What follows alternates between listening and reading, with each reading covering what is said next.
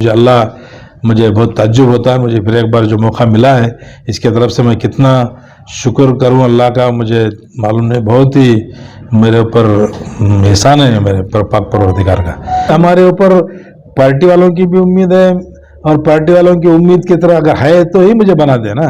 मैं आराम से था, हालांकि वो टफ है बोल के पहली बार तो मुसलमान का है ही नहीं बोल के थे हम लोग, क्रिश्चियनों को बना रहे है। ठीक है, क्रिश्चियनों को बनाए तो भी आप क्या भी कर नहीं सकते ना, चलता है। हमारे क्रिश्चियन भी हमारे भाई है हमको, इसलिए मैं ज़्यादा उसमें ये नहीं था। लेकिन स्टेट लेवल की लीडरशिप और सेंट्रल की लीडरशिप तमाम बैठकर तय किए कि किसको लाए तो पार्टी को फायदा बन सकता है, इसलिए मुझे बनाए होंगे। मैं पूरी ईमानदारी के साथ हमारे पार्टी के लीडर्स जो दिल में रखे मुझे बनाए हैं, मैं पूरी तरीके से काम कर मैं मेरे लोगों से काम लेने की कोशिश करूंगा पार्टी को मजबूत करने के लिए।